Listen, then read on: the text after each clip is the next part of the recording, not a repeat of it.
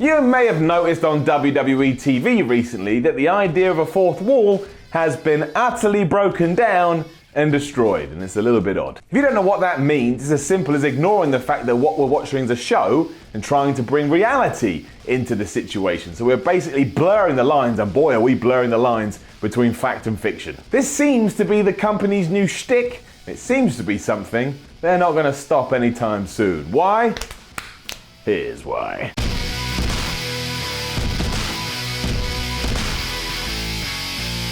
Now, the segments that have really made me start to ponder this and start to think about this are, of course, everything between Roman Reigns and John Cena, and then recently, everything between The Miz and one Enzo Amore. If you are a hardcore fan and you love a bit of internet gossip, this was like firing the wrestling dirt sheet cannon and made you feel good for all those hours of snooping you did, because all of a sudden you were like, oh my gosh, this stuff I've read about behind the scenes is actually taking place in front of my eyes, and that means it's all true. All this crazy stuff is true. It's fun as well. For years, so many people have been criticising Roman Reigns, and now all of a sudden, all these problems you had with him are being said directly to his face, and not only that, they're coming from the poster boy of the whole company. And it's being done in a public forum, and I imagine that's very cathartic for a lot of you. You're like, oh, finally, someone's telling Reigns what I think of him, and while I can't say that to his face, at least it's happening, and at least now I can get behind it, maybe even move on. Maybe that's the plan. Maybe you could be like, oh, it's all out now. Let's reset with Roman Reigns. Never going to happen. Keep booing him. Well, don't keep booing him because he's actually really good, but that's an aside. Let's move on. It does get us all talking as well. Why are we doing this? What's the point? Where are they going? I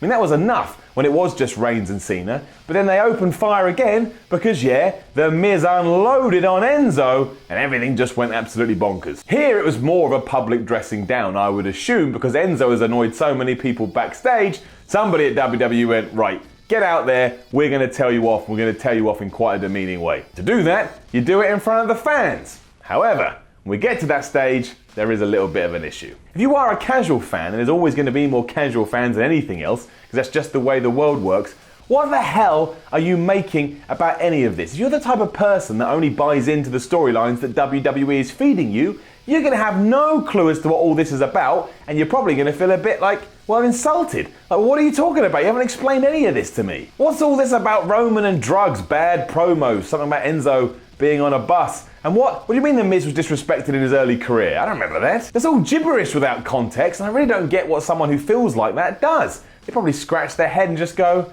okay, I guess I didn't pay enough attention. Now, that's not good for anyone. However, if this is a plan by WWE and this is something they want to approach, I think it could actually be genius. I mean, it won't happen. We'll get John Cena versus Roman Reigns out the way, then it'll be business as usual. But I do think there is a way to make it work for everyone. Right now, the WWE is in a bit of a slump. Now, it's not going to go anywhere anytime soon. It's still really successful and it's still going to make loads of money. But creatively, it does feel a bit tired. We need an injection of something to gear up again, and taking the idea of reality and mixing that with fiction and making that the main crutch of everything you do, something in there. You could shape your stories this way, and while it would be a political hotbed and have to be handled very carefully, and you'd have to re-galvanize the commentary to actually let people know what's going on so they're not confused, that is an interesting angle to take. And also, because the wrestlers will be talking from the heart or shooting from the hip, we won't get these damn scripted promos that sound really dry and boring. They'll be talking about things they've actually experienced in their real lives, and they can use that to emote and to make everything damn believable. But then you get more edge and then you get more legitimacy, and you don't need something like blood. Like, a big criticism a lot of people have of WWE nowadays is there's no blood, and I know that can add to a match. It can really add some emotion there.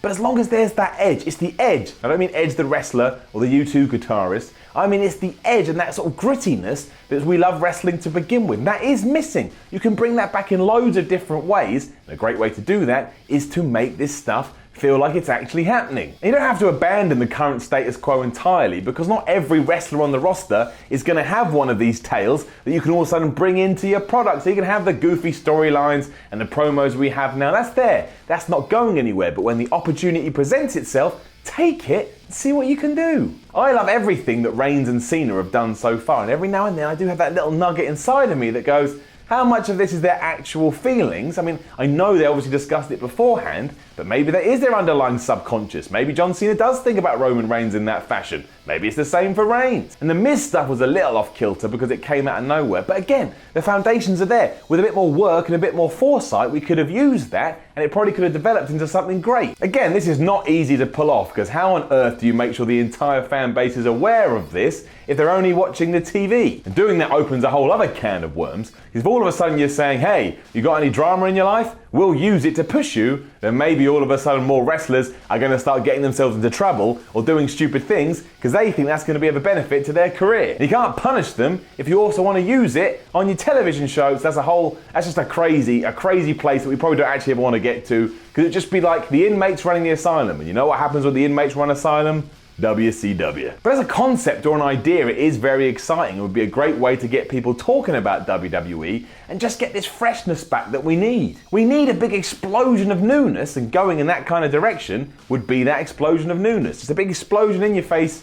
I don't think newness is a word, but still use it. Newness. You cannot just leave your fans in the dust, however, because that just gives them reason to switch off. You can't insult their intelligence, and you can't leave them going, wait, what? What? I've missed out on this and now I feel confused. If you feel confused, you're not going to buy into what you're seeing on the television. So that is the most important thing with all of this. The fans come first. To find a way to smarten them up. Now, why WWE has all of a sudden jumped two-footed into this is anybody's guess, but it is working, and I imagine the key was just to give John Cena and Roman Reigns, allow it to be showcased in a different light, which is what it's done. When that's done, like I say, I bet we just go back to how it was before. But we could use this. The last time we really did it, unless I'm forgetting something, is with The Rock and John Cena, and that worked too. And I don't think you can overdo it, again, as long as it's real. If something is real, you can't run realness into the ground. Imagine how rubbish life would be if you could run life into the ground. Does it even make sense? The point is, if it's based in reality, it won't get dull. And would I take it? Absolutely I would, especially because over the last 15 years, all the best angles have been based in this concept. And I tell you, it's a lot better than trying to trick me and tell me that Jason Jordan is Kurt Angle's son, when quite clearly Jason Jordan is not Kurt Angle's son. And just to make that even worse, what are they calling him now? Gold-blooded. Kill me. I mean, who signs this stuff off? You've got a toddler backstage. Toddler comes up with a load of puns and you go, yeah, do what the kid said. There is magic in this madness, however, and I'd like to see WWE give it a go. Even if it fails, there's nothing wrong with taking a risk, as long as somebody doesn't lose an eye. It's all fun and games till somebody loses an eye. Now, don't forget to leave a comment below and let us know what you think about this. Like the video, share the video on social media, and subscribe to What Culture. Then go follow What Culture on Twitter at WhatCultureWWE. Then go to WhatCulture.com and just embrace wrestling all day, because that's what life's about. My name is Simon from What Culture. This was the Why series. Thanks for stopping by. I'll see you again soon.